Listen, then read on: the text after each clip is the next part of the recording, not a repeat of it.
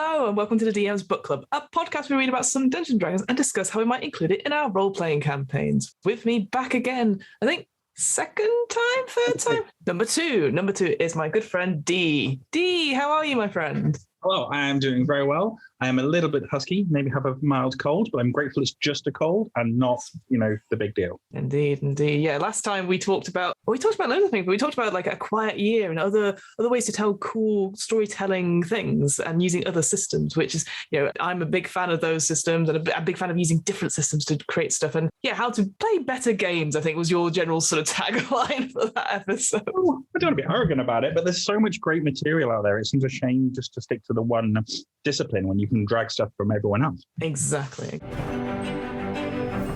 Well, we'll get straight into it. D, what are we talking about today? What is our topic of choice? I think I'm right in saying that this is the second class-focused episode you're doing. Is that right? We've done a couple, but this is the first time we're doing a class that I have pretty much no knowledge about at all. So this is my favorite class of all time, and I've played a bunch of them, and I'm going to come for Hamilton a little bit with the rogues because they're like, rogues. They're super versatile. They've got so many bonus actions. They can do all of this stuff. I'm sorry, my friends, but no, just no. Versatility, some bonus actions, the ability to get up to huge degrees of shenaniganry that push your DM into very new and wild creative spaces. Druids. You're talking about druids, not rogues.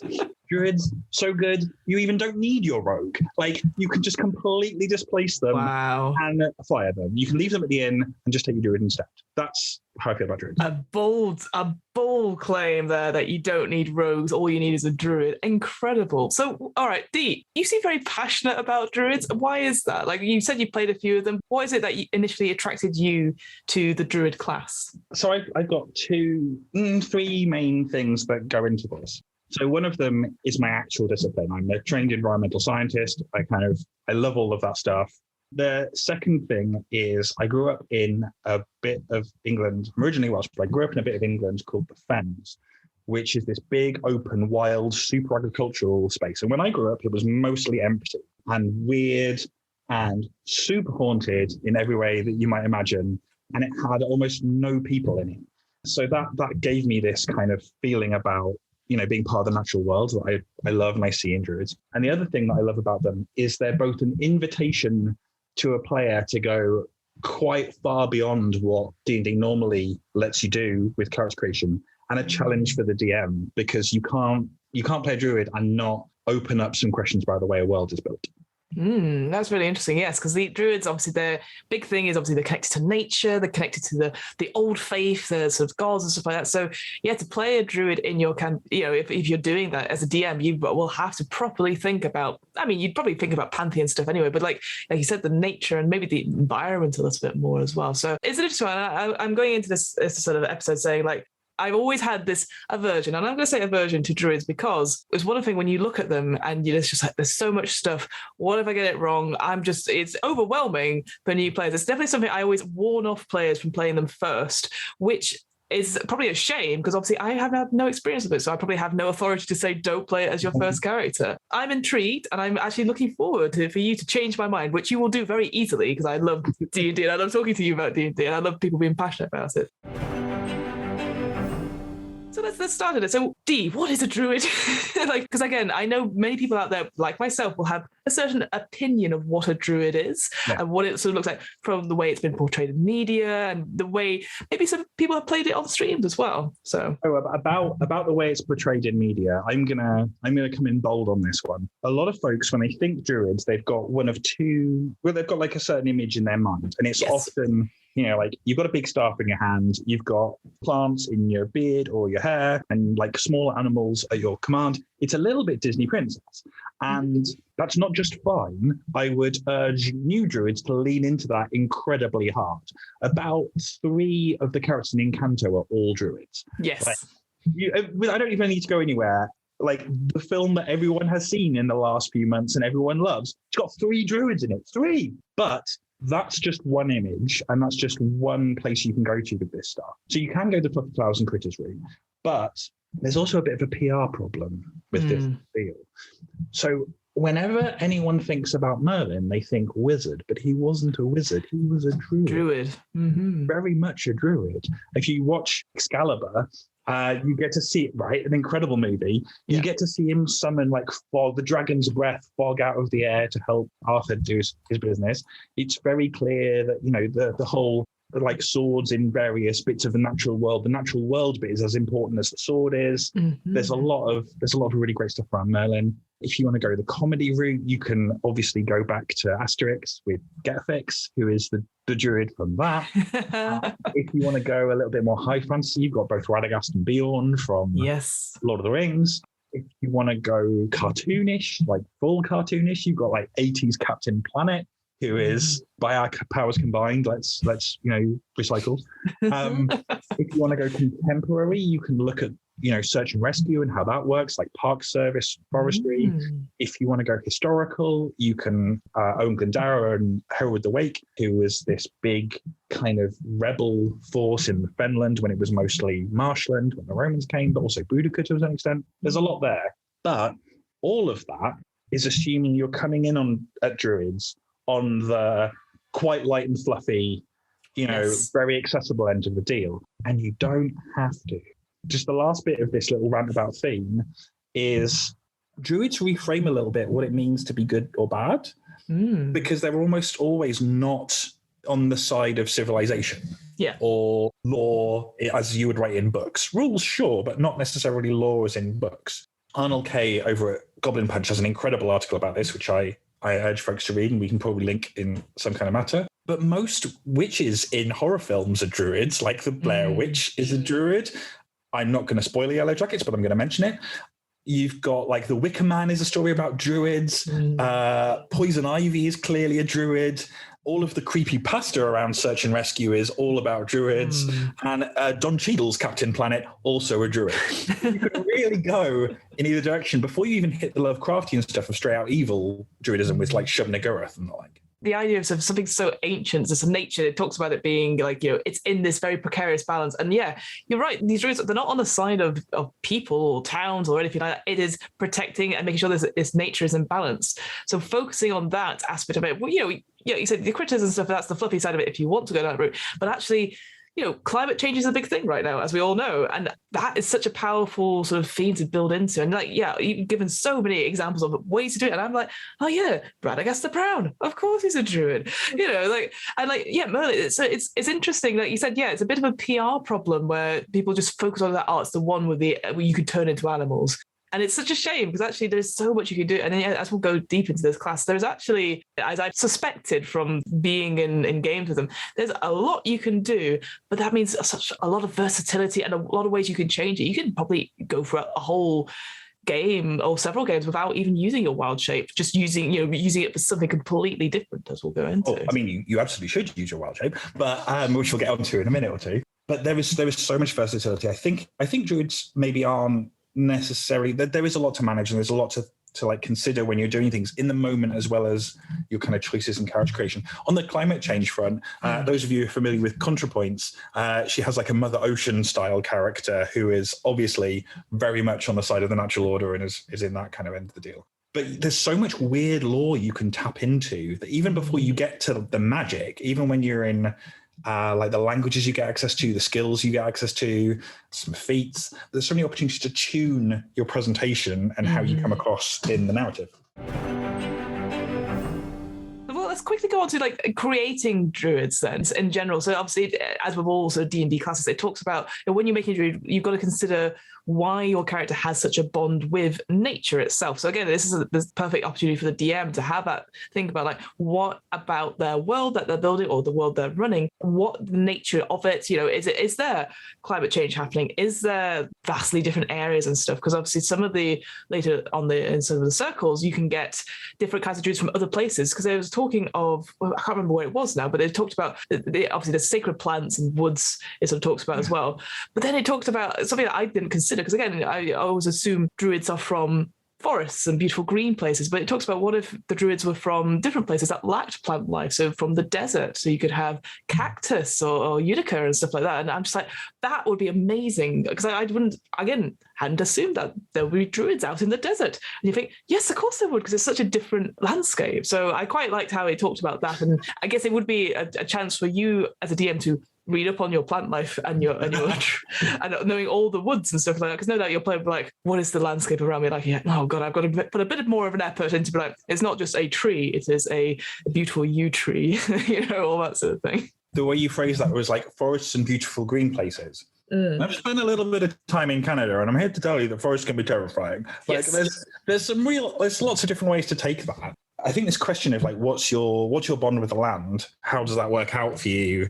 Like, what's going on? I think there are some givens. Like, if anyone wanted to build the town in, like on the Niagara Falls, you would be horrified with the tourist trap that is surrounding it. Almost certainly. Like, there's some common things around druids in the main where mostly you're going to come at the thing from a particular position, but your methods and your goals are as varied as, everyone who's ever argued for environmental protection or the beauty of natural spaces or any of this stuff.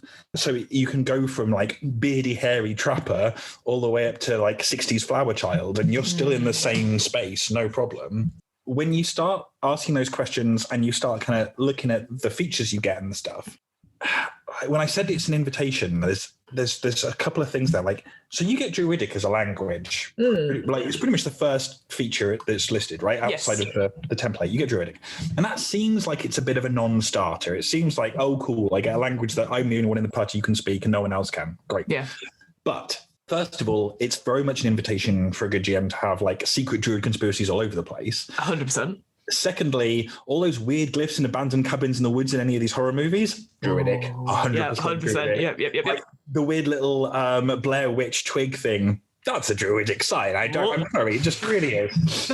But from a mechanical point of view, if you're going to play that, you can order around some of your summons, and no one's going to know what you've told them, which is totally golden. So that's great, because the ones that can speak languages almost always can speak your language, and you're the only one who speaks Druidic. So it's great. You can totally go for that. Yeah, I love it. Because obviously the sort of opposite would be like thieves' cant or whatever. And I know everyone always goes on about it, but Druidic, actually thinking about it, you could leave messages for yourselves or all around, and it's just in the places that you wouldn't expect. I was like, ooh, instantly when I read that, I was like, that is such a beautiful role play and flavoursome thing to add to your world. 100%. Like, why aren't more people talking about Druidic? Druidic. There's also a lean there, right? Like, if you put down a message in whatever written version of Thieves' Cant your campaign has, no one or among thieves, like, you can't guarantee that whoever reads that is going to be on your side. But if you put down a message in Druidic, if you tune it right, you're pretty sure you've got an ally somewhere along that line. Yeah, that's so cool. Like, because the Druid sort of clans or circles, as it were, so they all spread out, but they see each other as brothers and sisters and siblings, and so they trust each other. So leaving it there, it's to help, or will be like some sort of information. Yeah, I like that as interesting. You have to be careful with it. There will be like differences in methodology. You only have to put, a professor of earth science side by side with, a saboteur, someone who, embeds chunks of metal in trees so they can't get cut down, to realize that you're going to have some quite big differences of opinion. But then you get into skills, which I think is actually a bit higher than Druidic, but there's an interesting thing there, which is, sure, your ranger's going to know what berries grow where and what's going to kill you. But what is, as a druid, is bigger. Like, you know about erosion, you know about currents, you know about wildfire and ecosystem dependency. You know about this scale that eclipses most of the things most of the rest of the party is going to be interested in. And that's kind of your job as a druid. It's not, because you've got so much you can do in your class and the mechanics of it. Your job is kind of there to ask, okay, but what happens after that? The second order effect is very much where I feel like your nature skill comes in. But that's all a lot of opinion. So you also get religion, or at least you can, and I would suggest you should, because the gods you've got a relationship with are as inhuman and often uncaring as they are holy. So your cleric and your warlock have like clear contractual rules they abide by, and anyone could muddle through the right motions and words for Torm or whoever and not piss them off. But you're a lot more about kind of seasons and stones and vibes. So only you're going to know the strange and odd proclivities of, like, I don't know, the like many-fingered man and what exact offerings you have to put down when you see one of their unpleasant totems. Only you're going to know that stuff. Yeah, that's sort of because it talks about the difference between, like you said, the worship into sort of the temples and to the outside thing. And again, what a cool role play thing that would be. Like if you did have someone in the party that was, a cleric or a paladin or anything like that, and they go to the temples and stuff, and they're like, maybe there's an unspoken thing of like the other sort of temple folk are just looking at the druid and be like, oh, like the awkwardness around it, which I think would be beautiful as a sort of like, again, a sort of little bit of attention going, well, we worship in different ways and now please leave. So I see.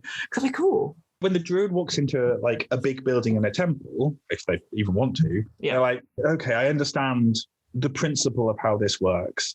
And you could tell me in relatively short order what I would need to do to satisfy the rules of this place. But if you step into a circle of standing stones, the rules are written on the land. They're not a thing that you can communicate in the same way. It's a lot more vibes. So there's this information disparity between druids and between clerics, where clerics in D&D are often like about daily practice and about like ritual that you conduct all of the time, and you're living that not out of habit, but with habits, with things that you build up as foundations. But as a druid, it's like you're looking on your lifespan. You're looking on the bigger picture. Time. Yeah.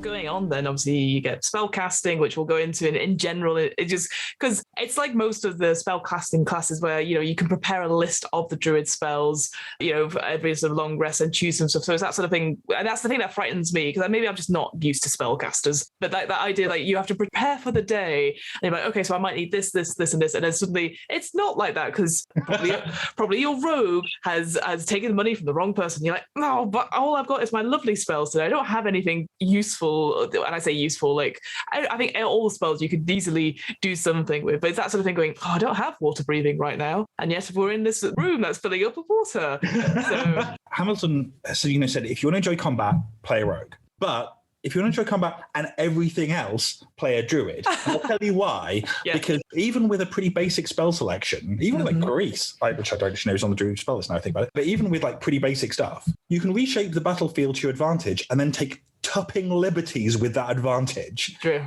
If you're doing a chase, if you're doing a fight, if you're doing whatever, suddenly have everything be mud is quite handy. There's a lot you can do with that. And then starting at level 2, you get the famous wild shape. So you can use your action to magically assume the shape of a beast that you have seen before. And you can use this feature twice and regain these uses when you finish a short and long rest. So yeah, people will know this, that, it's that sort of cool thing where you can change into a creature that you've seen. And then you get the sort of the hit points of that creature, and you get also the general sort of stats for it, except for you keep your sort of alignment, your sort of the mental stats. You're not a mindless beast per se. You sort of are tactical. And this is, again, pretty good. What I didn't realize, though, is that you can only use it twice until level 20, and then it's like unlimited.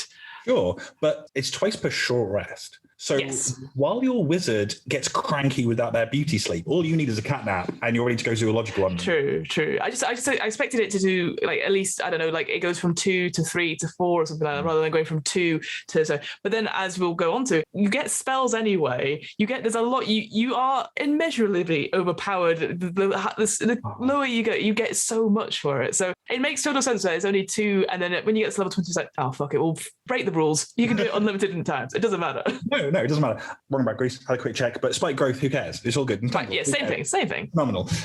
So druids are one of the classes where when you talk about them to power gamers, they're like, yeah, you don't need to multiclass. You just like stay the whole 20. Yeah. It's great throughout. You're going to have a blast. And level 18, you become broken, like 100% broken. Beast spells is one of the most broken traits in the entire game. Timeless body, bit pointless, but who cares? You got beast spells. Yes.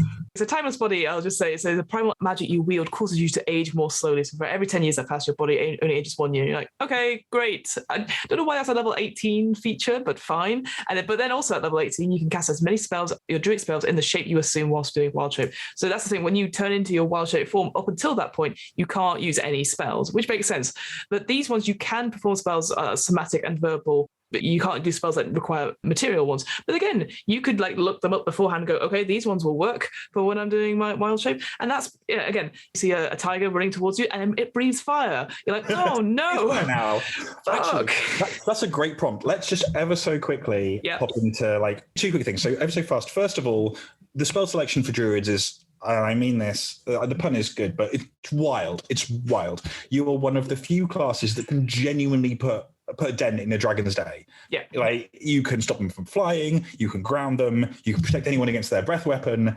You just are like, the minute a dragon sees a druid coming, they should really just throw up their talons and be like, I'm done, I'm out. Like, this is terrible. Yeah, Matt's like, whoa. Right. Whoa. Let's not be hasty. Let's back up a second. Okay, so your race selection these days is you can pretty much do whatever you like, and I love that. Mm-hmm. But then you've kind of got 3 or 4 like groups of things. So you can go the weird and mystical Fey route with your, like, your high elves and half elves, and if you want to get real fun, Kalashtar, which so good with Wild Shape, so good.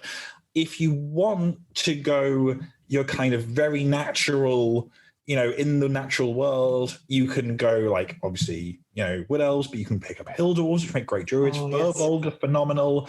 I love goblin druids. They are so much fun. They're so much fun. So you've got like Kenku, lizard folk, turtles. That's all phenomenal. And there's a charity one shot I can't remember the name of, where Brennan Lee Mulligan plays a Warforged, mostly druid, which is an incredible character. Amazing. Called Mossbrow. But Dragonborn make really good druids. It's bonkers that not many more people do use Dragonborns. Like you said, they pretty much go towards the Fey-like creatures, and you're like, but Dragonborns would be amazing. Reason I don't jam with like Dragonborn druids personally is because they feel like they're opposite ends of the spectrum. Like, dragons have got this like big arcane beast. They're masters of magic. They're natural world kind of, but they're more magic than they are anything else. And like I say, as a druid, you're one of the few people who can step up to them and be like, I don't think so, pal. So there's a mismatch there. But it's really hard to pass up a tiger who can breathe fire. Yeah, exactly. Like or ice or any of these things. Yeah, why wouldn't you at least try it? Definitely for a one shot, I can imagine it being pretty fucking cool. And yeah, I love those. Obviously, with recent ones with the folk of the Feywild stuff, obviously you could go Owlin, you could have Heragons, that sort of thing. Again, anything that's sort of animal based as a druid would make sense, quotation marks, but it just like you could just add to that sort of like they are part of nature, they are part of the wild, and it's getting away from that whole sort of like it's a person that went out into the forest and then never came back and is now like living there. It is someone who's already been part of the forest, which should be pretty, pretty cool. And just to quickly mention, the Arch Druid, so at level 20, you can use your Wild Shape unlimited number of times. Then it goes, that verbal somatic components, just ignore those, and material, just any spells. So I like how you get the beast spells at level 18, and then at level 20, it's like, just kidding. No bother. Yeah. 2 short levels later, and you are in everything all of the time. It makes me think that these spells should be a little bit earlier, but then you're already like, by the time you're level 20, you're like, well, sod it. You don't need any of these things. But I just thought that was quite funny. It's like 2 levels later, you're like, kidding. you're done now. You're using all your spells. Don't worry about it. It is proper broken, which is madness. Particularly, actually, let's get into Wild Shape. Let's get properly. Let's get into Wild Shape. Okay. Before you do anything else, you don't even necessarily need to go Circle of the Moon to reap all of the rewards that Wild Shape gives you, because it's just a bucket of extra hit points, just a massive bucket of them, which is never bad. So even if all you're doing is turning into a bear so you can muscle through the Hall of Blades TM, or your second skin gets torn to ribbons instead of your first one, no one else can do that. Like, you can just shed hit points like it's rain and not care. It's incredible. It's incredible. So that's the number one, is there are things that will slow down your other party members, traps your rogues would have to disarm, that you can just muscle through and not care about. And not worry about it. Yeah, absolutely. Even before you get to 4th level, and you start getting extra mobility. Mm-hmm. And that is just... I mean, I cannot tell you how many times I've given a DM a terrible day by entirely reshaping how you can come at an encounter. Mm-hmm. You've got, even before you get to swim and fly speeds, you've got access to climb and burrow, because you've got badgers who burrow, you've got spiders who have perfect climbing. So you can go pretty much anywhere, pretty much at any time from 4th level and on. No real struggle at all. You are the full armed services, and you can be sneaky about it too. You can be a sneaky little critter on land with spider or rats. You can do it by air with owls. You can do it underwater with octopuses. Rogues might have great stealth, but you do not need it. You are entirely not dependent on the stealth skill. You can go anywhere, see anything, just hang out. Just hang out. I love that. Yeah, because the main thing with the sort of not vanilla, but sort of the normal wild shape, if you don't go Circle of the Moon, which we'll go on to, the highest challenge rating you can get is level 1. But that is a whole bunch of, like you said, like, you know, eagles, crocodiles, wolves, rats, all these places that can go. Yeah, exactly. Rats are the best because they're always unassuming, except for the smart rat that's taking notes on a little notepad. It's like, oh no, it's seen me, and then runs away. Just being an animal of any kind is enough to pull some very real espionage bullshit.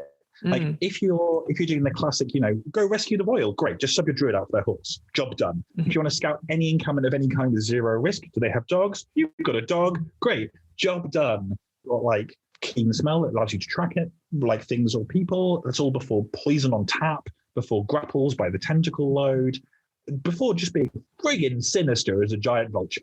Like, this is the access you get to just having some real role-playing upfuckery, you know, pure shenaniganry is almost unparalleled. Let's face it, if you do want to go Circle of the Moon, not only at 6th level do all of your attacks become magical, which is crazy, but a short 4 levels later and you've got elemental wild shape, which means you can be on the murder side of every murder mystery ever written. Like, you want to drown someone miles away from an ocean? You can do that. You want to burn someone's castle to a crisp? Absolutely, no problem at all. You can just go 100% hog wild and have a blast. I love the elemental wild shape. So yeah, you burn both versions of it to become an elemental of some sort. Like, that's so bloody cool. I didn't even know you could do that. That's such a cool little feature. I do want to very briefly talk about multiclassing, because a lot of people don't do that. And you know, getting to 20th level is a lot. And maybe you do want to do it because it's super fun.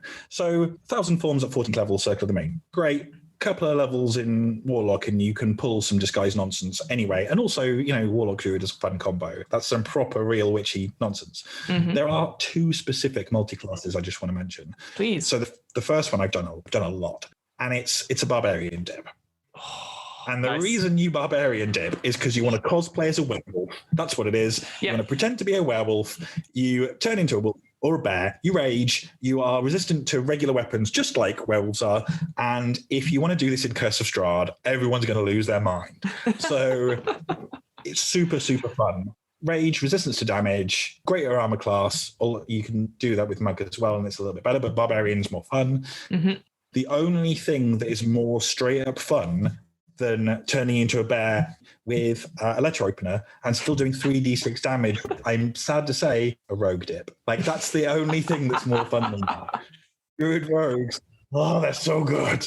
I love that. Yeah, the Circle of the Moon. So yeah, as you said, this is where you get the most out of the sort of the wild shape stuff we've talked about. Obviously, the elemental wild shape, and yeah, 1,000 forms. Just the way to be able to use your sort of like the magic to alter your physical form. It's just it's so beautiful. I just think all of it is really good. And yeah, so when you're at level 20, you can go to challenge rating 6 in terms of the level of creatures you can go to, which I think is just brilliant. Because again, because people worry about like, oh, I don't necessarily want to be an eagle. I want to be something better. And it's like, yeah. Here you go. Open it up to a whole bestiary of stuff. Like, you could be a dinosaur. You could be, you know, a sea serpent of some sort. You can be actual dinosaurs. Who doesn't want to do that? Like, you know, you can leave your rogue and your fighter at the pub. Who cares? Like, now you're a giant ape and you're smashing it. You just don't want anyone with you, D. That's what you're just a solo druid at this point. It's like, I don't need a party. I just got me and nature. That's what's happening here. No, I want to play, but you know, there is a lot of versatility with druids. You can do some absolute bonkers things. So the Circle of the Moon is in the player's handbook. Then the other one, I believe, is in the player's handbook is land. Yes. And this one, it just opens up to more spells. And what I quite like about this one is that it talks about like specific land where you come from. So again, it goes into the background a bit more. It's like, well, if you are a druid of this particular region, you get spells of this one.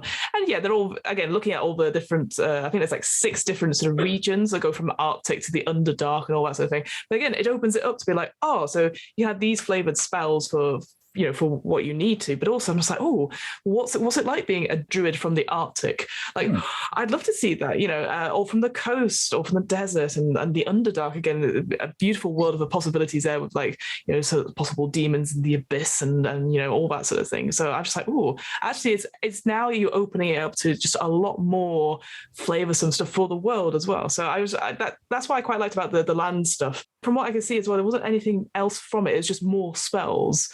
And land stride as well, so you can move through non-magical, difficult terrain, and it doesn't cost you as much. And there's a few other little bits and pieces, but I think it just opens up to spells compared to Wild Shape, which is what the moon does. It's very much the kind of reshape the land around you version of the wizard kind of deal, which is super fun. And as I said, you can use that to your party's advantage in a huge way.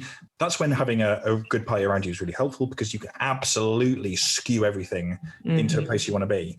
But if you do want to be a bit of a dickhead, then I would direct you to Nature's Sanctuary, because the next time everyone drops into a pit full of snakes and your rogue or bard is like, "Why is there always snakes? I hate snakes." You're just chilling. Like, they're gonna go for easier targets than you. And it's not only is that fun, but it's also just great flavor. You can walk by treants and they're like, I feel nervy about this. You can walk by giant snakes or, giant bats and they're like, maybe not this one. It just gives you that real Radagast feel of being part of the world. Absolutely, yeah. So creatures of the natural world sense your connection and become hesitant to attack you. So whenever a beast or plant tries to attack you, they must make a wisdom saving throw against your druid save spells DC, and on a fail, it must choose a different target or automatically misses. That's at level 14. That's insane. That could be quite a lot of monsters at that point. Beasts is just amazing. Level 14 is just such a low level to get that, I think. I feel that's a later one, but maybe it's just beasts and plants, I guess, but still a good one. Like in 5th edition, folks have really rationalized down the number of categories of creatures there are. So beasts and plants are a huge chunk of your monstrous manual type situation. That's pretty wild. That's pretty powerful. I don't know if it's, elemental wild shape powerful, but it's still pretty great. So there's 7 circles in total, so we've got 2 there from Player's Handbook. The other ones will come from Xanathar's and Tasha's. Have you played any of those ones at all, Dee? Yeah, I've played Wildfire and I've played Spores. Wildfire is really fun from a theme and feel perspective, because everyone expects you to be like, druids hate fire, but fire is a real important part of a lot of natural cycles. There's a lot going on there, so you can really use the balance of nature in your presentation, even before you get to the vengeance of the wood and all this kind of deal. The spells that you get as bonuses are a really interesting mix, because they're almost completely, I'm going to burn everything down, and healing spells. Yeah, and fire's always like that, though. Fire's always about sort of the healing aspect of it, isn't it? Yeah. It's a super fun combo of having, the level 10 ability is called Cauterizing Flames, which really leans into that. And it gives you the ability to either heal or damage. So I really like this written into the rules. Wildfire Spirit, folks will be familiar with from Fern from Crit Roll from Xandria Unlimited. Because Mr. the fire monkey from that is pretty iconic and it's pretty solid. With that Wildfire Spirit as well, it's because obviously it's got a stat block as well, very simple, straightforward. What I quite like is the fiery teleportation that they do.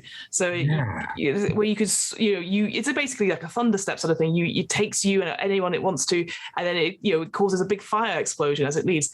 We don't see that often enough. I think that's a great little action it can do, and you can do it as an action. It's real short range is the thing about it.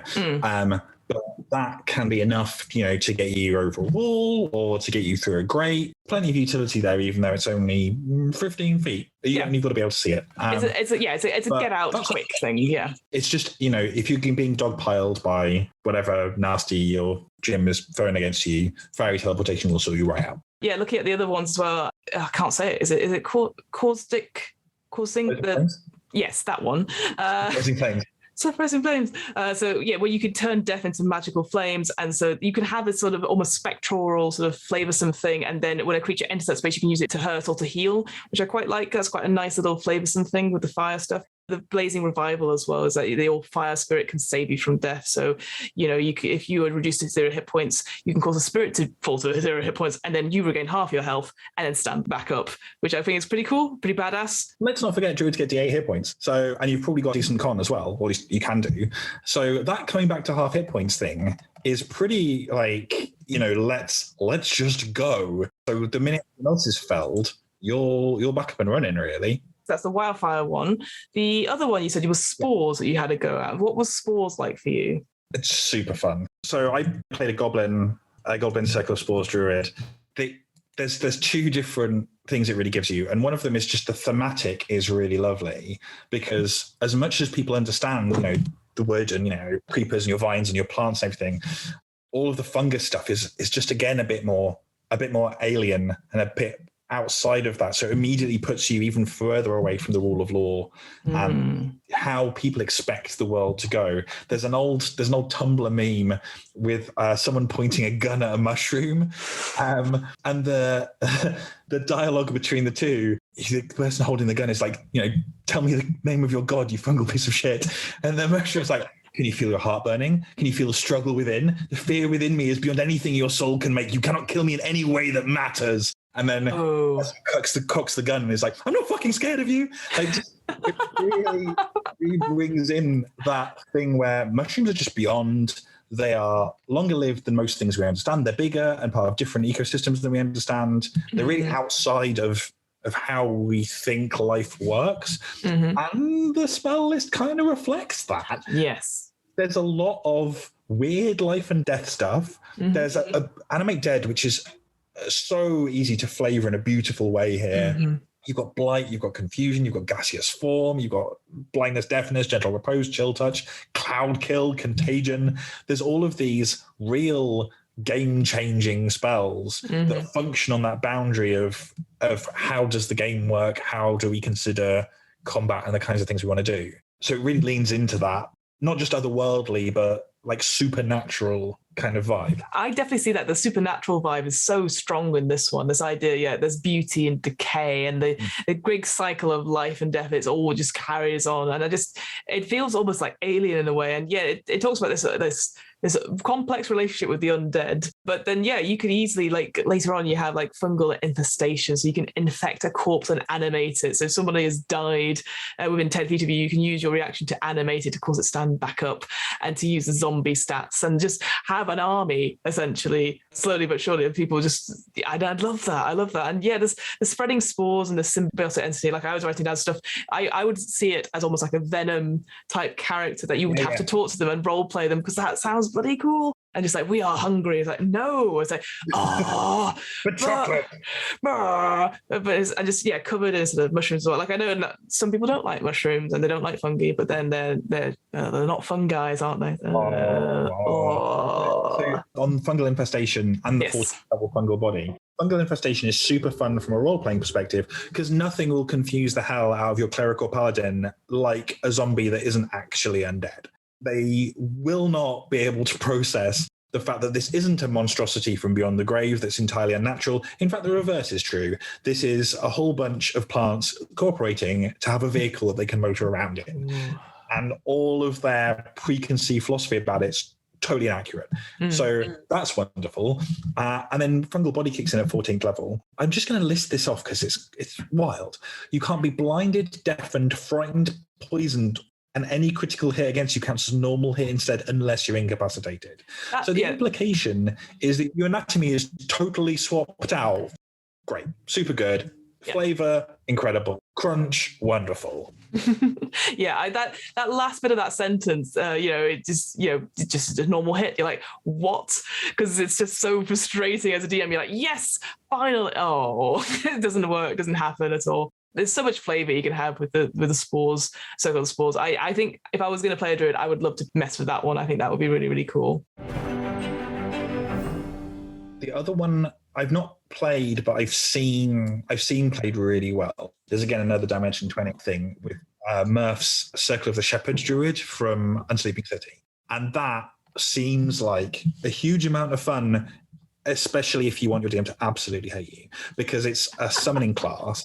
Yes. And everyone knows summoning wrecks action economy just entirely. And 5e's done a real good job of trying to limit that and make it a bit more chill. But it's really hard when Mighty Summoner gives you magical weaponry for all of your summons and they've got more hit points and you've buffed them with the totem. Yep. You were talking earlier about having a one-person army, and I that's less doable with the Reanimate from Circle of Spores. It's very doable with Circle of Shadows. 100%. Yeah, the Mighty Summoner, this idea that you're getting these spirits from the forest, and you can have 3 different ones like Bear Spirit, Hawk Spirit, Unicorn Spirit, and then it just goes up and up and up, and it leads up to that faithful summon, so that if you are reduced to 0 hit points or incapacity against you, you can immediately gain the benefit of conjure animals, get these sort of, as if you were casting a 9th level spell slot, which summons 4 beasts of your choice that appear within 20 feet of you. If they receive no commands from you, they protect you from harm and attack your foes. Yep. How bloody cool. It's like, okay, 4 bears, let's go. It's just like, they're ready to protect you. But the thing you mentioned earlier is really relevant here. So it says Bear Spirit, Hawk Spirit, Unicorn Spirit, but you can reflavor those pretty much any way you like. And again, Unsleeping City is a very urban setting. So one of them is a cockroach, one of them is a pigeon. And if you want to look at, the different ecosystems listed in Circle of the Land, although this is a different circle, you can absolutely think about what your spirits would be if you were from those places and retheme. I'm sure most games are going to be very keen, very happy for you to be like, my bear is actually a whale spirit, or my hawk is a large albatross. Yeah, exactly. And it just keep the same sort of flavors. So the Bear Spirit gives you temporary hit points. The Hawk gives you, I think it's like advantage on attacks, which is great, and perception checks as well. And then the Unicorn one is like lends you protection. So it gives advantage on abilities to checks to detect creatures in your spirit's aura, which is pretty good. And yeah, if you cast a spell using the spell slot that restores hit points to any creature inside or outside the aura, each creature of your choice in the aura also gains hit points. So it's like brilliant. So you just share the love, essentially. Which I love. Yeah, it's a real good time when you want to put a lot of critters between you and your party. So the final 2 then are Dreams, the Circle of Dreams, and the Stars, I believe. I do have some experience. I say I have some experience with the Circle of the Dreams one. So I've been in a game with someone who has played the Circle of Dreams one. So it's very much very Feywild-like. This idea that these druids are trying to fill the world with dreamy wonder, and sort of their magic mends wounds and brings joys to downcast hearts. So instantly, again, maybe a different flavor. It's maybe a little bit fluffy, perhaps, but I like this idea that it's that Feywild like charm, and everything's so sort of chaotic and emotional from that. You get something called Balm of the Summer Court, which is like basically a lay on hands sort of pool, but I think it's D6s. D6 is equal to your druid level, which you can give within 120 feet of you, which is pretty good. Like, again, quick tap here and here for your other players. The half of the moon and half of the moonlight and shadow, it's like pass without a trace, essentially, but if you're staying still, so you're sort of covered, which is brilliant effect, actually. I quite like that. And hidden paths, again, it's almost like you'll be able to move into a teleport up to 60 feet to an unoccupied space, which is pretty good. Or you can move a friend of yours for 30 feet as well. And then Walker of Dreams, again, a beautiful flavoursome on this one, where it's just like when you finish a short rest, you can cast one of the following spells, but it includes Teleportation Circle. So this idea, instead of opening a portal to a permanent teleportation thing, you can go to the place you last long rested on the same plane of your existence, which is great. I think if it's something that you're like, we need to get out of here, but we need to, can we get back home? We don't have to trek all the way back from the top of the mountain. Hang on, let's rest here.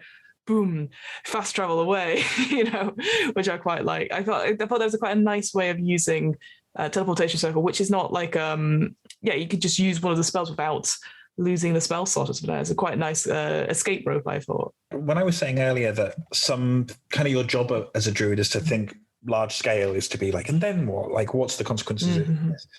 Circle of Dreams really takes that up onto the kind of the cosmic. Well, it starts taking up, we'll talk about stars in a minute, but starts taking up onto like the bigger scale, where you're looking at kind of the interconnected nature of things, and how stuff's linked together with fey paths. And I can't help but think that teleportation circles you're gonna have like trees or dolmen or some kind of signifier around that stuff. And that like bonus action just spread around healing is so good. It's so good. It's just literally a quick top up here, and here, and obviously, it goes up every time you do up to your druid level. So I think in the end, you get 20 d6.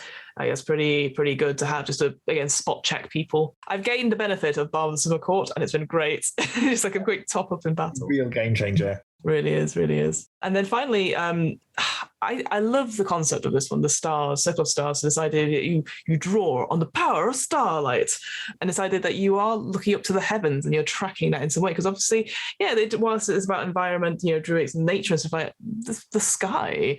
And the night sky, the sky at night, is such a good way of looking at it. Sorry, the sky at night. And just the idea that you're keeping records of constellations and all that stuff, and that you get a fucking star map. I mean, you could get that anyway, but I'm just like, that's so cool just to have that as a role-playing flavor thing, and just like you can cast various spells with it and spell casting focus and stuff. And then there's a little table that tells you what it looks like. And it's not just a scroll, it could be a disc, it can be a crystal that you put it on a light. So yeah, I quite like the star map. They're beautiful. And if you've look at like old star maps, they've got these beautiful kind of circular designs with lots of the Chinese ones are like gold and white, and they look absolutely stunning. You look at the more recent ones, and you've got bits and pieces you can move around to get different versions of constellations, and obviously you can go weirder and wilder with that. It's such a lovely item just to build it around. And then you've got guiding bolt, which is great. Starry form is just super. I love so you expend a use of your wild shape to take on a starry form that rather than transform into a beast, you regain your same game statics, but your body becomes luminous, your joints glimmer like stars and a crossing line, so you are a constellation. That's very cool. You get the three sort of forms of it. But again, as you sort of mentioned before with the previous one, that you can change these as well, because it's like archer, chalice, and dragon. It's like, oh, okay. I wonder which one we should go for, dragon. But you can flavor it so it's different constellations each time. Maybe add. I think this one, I can imagine you can properly like tweak it and add different things, because you can just be like, oh, you can have the plow or a better one than the plow. And then you have Cosmic Omen, though. Again, I really love this idea when you finish a long rest, you can consult the star map, as you do, and you roll a die. And on an evens, when somebody is about to make an attack, saving roll, or the ability check, you can use your reaction to roll a d6, add it to the total. Always good. For an odd, whenever you see a creature who's about to make those things, you can use your reaction to roll a d6 and subtract that roll. And you can use this as a number of times equal to your proficiency bonus. I think that's quite cool. Like, it's something that changes each time, so you maybe have to just, I mean, I don't know, as a DM, maybe I'd make them pick if they wanted to, but I just like that idea going, oh, I'm going to see what I'm going, ooh, whoa, all right, watch out, enemies, you're all going to get minuses on your attack rolls. The thing I love about this so much is it calls to mind like your divination wizard or different bits of the bard spec. But it doesn't feel like either of them. No. Because your divination wizard has a specific number that you can replace out, it feels very academic. It feels very like, let's run the numbers on this. It feels very intellectual almost, like mechanic works absolutely well there. And the bardic inspiration, it feels very much like, giving one of your compatriots a wink and a finger guns. And it feels like, yeah, you can do this. Or like, I don't think so, pal. It feels like it leans into banter. This isn't like either of those things. No. This feels very much like grabbing hold of the fabric of the universe and like, today is not your day. Yes, absolutely. It is like twisting it ever so slightly and beckoning like the fates as it were to change. And yeah, 100%. And then the final stuff, so you got twinkling constellations, which just improves all those different sort of star forms you can have. And then full of stars. While you're in your starry form, you become partly incorporeal, giving you resistance to bludgeoning, piercing, and slashing damage. Cool. Right. Oh, awesome. Bro, like, that's phenomenal. Why wouldn't you want that? Just the twinkling constellations thing, because the thing that we didn't mention earlier is the archer damage is all radiant damage. Yeah. And you can do that as a bonus action every turn while you're in that form, which lasts for 10 minutes, which means you're just streaming around, pew-pewing out any zombie, skeleton, or anything. You can step up to Strahd and give him a really bad day, because every turn is radiant damage turn. We've sort of done a whistle-stop tour of all of the Druid. Is there anything you want to improve, Dee, at all? I mean, Druid's a really strong class. Everyone knows it's a really strong class, and it does a variety of jobs really well.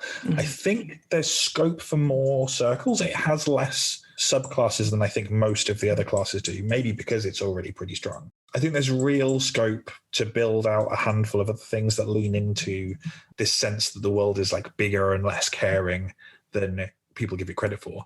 And if I were to do that, I would, again, I love indie RPGs, and I would look at, say, Into the Weird and Wild is one I would probably pick up and look out for that. But also, there's some real world stuff you can go and do other than just, going on tour when our pandemic situation has improved. I'd recommend anyone goes to any of the big fire festivals in Edinburgh if they've got access to that. So Beltane and Siren are both incredible examples of how a modern community has kind of reinterpreted and is performing again kind of timely seasonal rituals. And once you've been to one of those things, you can easily translate that into where you want to go with your D&D Druid. There's so much to take inspiration from on this stuff, and there's so many different places to go with it. I think the only way you can really improve on what you've got in front of you, the stuff we've been talking about for the last little bit, is just have a really good conversation with your DM about what they want from their world building, what their natural world looks like, if they do want any weird druidic conspiracies, if they want standing stones everywhere, and how you can lean into that and really make it work with your druid character. My eyes have been open to like, oh man, you can do so much with druids. Whereas before it was like, oh god, you could do so much with druids. And I think, I actually would be excited to have someone who wants to play druid like in at the ground floor when world building and having that sort of conversation about like, okay, what is there loads of? What isn't there loads of? Like, what are the regions and stuff? And just even coming up with like, I don't know, 3 basic druid clans or groups. And talk, do they interact? Did they keep themselves completely separate? It was actually 4 in the beginning, and one of them has completely disappeared off the map. And the fact that you can go so far in terms of tone from the super serious stuff to almost like a Terry Pratchett style, like Elusive Brotherhood sort of thing would be amazing as well. So so much you can do with Druid. So I feel, gonna find a game where I can play a druid now and just properly try it out. And don't be intimidated. Like, there is a lot there. Yeah. Learn by doing, and you'll not go wrong. Oh, Dee, thank you so much for talking us through all about the druid stuff. I knew I was going to have a good time. No, actually, fuck that. I know. What about you? Where can we find your stuff? Are you doing any writing? What's new with you? Is there anything you'd recommend as well? If it wasn't stuff you wanted to promote, but is there something that you would recommend? Perhaps a TV show, a book, a film? If you're in the druidic mood, I would absolutely recommend Yellow Jackets. It's a phenomenal TV show. The writing's incredible. It is a bit spooky, but it doesn't rely on kind of the jump scares or like too much gore. You can have a good time with it. So I'd really recommend that. This is terrible. I am genuinely stoked about the Radiant Citadel stuff. Like when the fact that it's a whole book that's almost entirely produced by Color, bringing, cultures that they call home into the game, that feels like a sea change to me, and it feels really important. I'm really stoked about that. So please go pre-order that, because the more people do that, the more Wizards and Co. will make books like that. And I want to see more of that stuff. Unfortunately, I've gone back to school for some stuff, so I've suspended a lot of my online bits and pieces. But I have a creative project with Fiona, which you'll be hearing more about in the future. Fingers crossed. Yep. I think that's probably all for me for now. But next time I'm on, I'll have more for you to talk about. I love that you're going to come on next time. I was like, oh yeah, I guess I shouldn't bother asking. You're just going to appear in my Zoom room. It's like, oh, hi, Dee. Oh, I guess I'm here now. And just to finish off, yes, Fiona of What Am I Rolling? Who? I'm Fiona of What Am I Rolling? What? Yeah, What Am I Rolling? It's a podcast about RPGs. Where? Why? And yeah, it's going very well. We've got a few. How? All right, too many questions now. Enough. No more questions. Where you can find it at all the different places where you listen to podcasts. It's all about RPGs and different one-shots and everything like that. You can get an offer code at Third Space Gaming. If you type in the offer code DMBC into checkout, you get 10% off. Maybe you could do your pre-order of the Radiant Citadel there. Who knows? Yeah. That'll be fun. Until that then, thank you so much for listening, and we'll hear from you next time. Bye. Bye. Bye.